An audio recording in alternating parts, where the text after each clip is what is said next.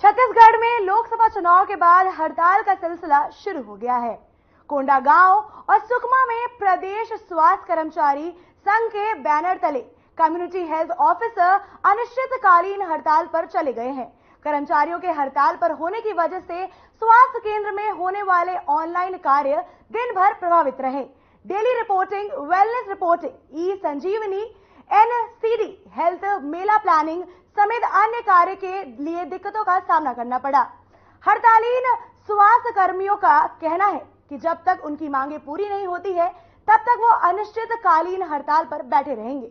मिली जानकारी के अनुसार उनकी 3 प्रमुख मांगे हैं, जिसमें गृह जिले में स्थानांतरण नियम, 8 किमी मुख्यालय निवास की अनुमति, कांकेर जिले के सामुदायिक स्वास्थ्य अधिकारी को बर्खास्त किया गया है, उसकी बहाली किया जाए, कार्य आधारित वेतन 15 तारीख के भीतर भुगतान का आदेश, इसके बाद भी राशि नहीं दी गई है। मेरा नाम प्रियंका तिर्की है और मैं सामुदायिक स्वास्थ्य अधिकारी संघ से एज अ डिस्ट्रिक्ट प्रेसिडेंट काम कर रही हूँ। आज से हड़ताल में बैठे हैं, क्या कारण?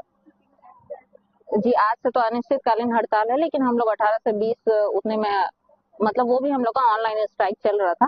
बाकी वो 3 दिन में हम लोग की डिमांडिंग कुछ कंप्लीट नहीं हुई, उस वजह से फिर आज से हम लोग को अनिश्चितकालीन हड़ताल कंटिन्यू करना पड़ रहा है। मांगे क्या है?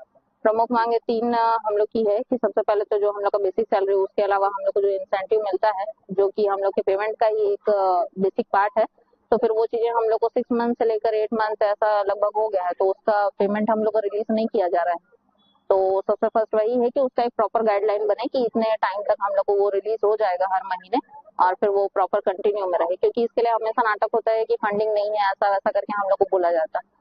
सेकंड मांग हमारा ये है कि जैसे फीमेल जितने भी सीएचओ हैं, तो उनके साथ छेड़खानी और फिर रेप वगैरह केसेस और मर्डर केसेस ऐसे पहले हो चुके हैं, तो उनको उनके मूल जिला में उनका स्थानांतरण मिल सके, और उसके अलावा हेडक्वार्टर में रहने के लिए भी फोर्स किया जाता है, तो फिर उसके लिए भी एक गाइडलाइन बने कि कम से कम हम 8 किलोमीटर के डिस्टेंस में रह सकते हैं ऐसा।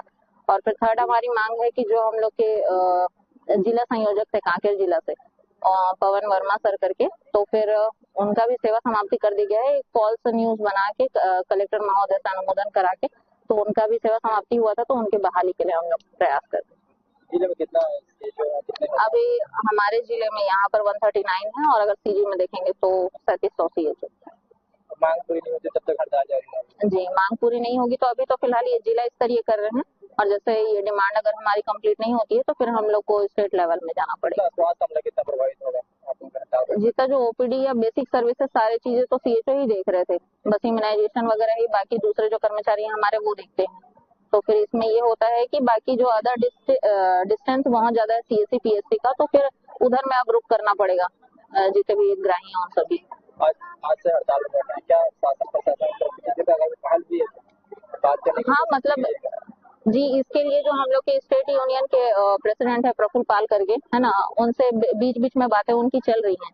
उनका हर बारी का बोलना है कि हाँ आप लोग मतलब स्ट्राइक से रिटर्न आ जाइए, हम लोग डिमांड आपकी कंप्लीट कर देंगे, क्योंकि वो पिछले साल भी हम लोग 3-4 बार स्ट्राइक कर चुके हैं, वो हर बारी से बोलते हैं। तो फिर उस टाइम में जब वो नहीं किए हैं, तो अभी भी वो करेंगे ऐसा भरोसा नहीं है हमको। तो फिर जब तक वो प्रॉपर एक रिटर्न में हमको नहीं मिल जाता ऑर्डर लेटर, तब तक हम लोग इसके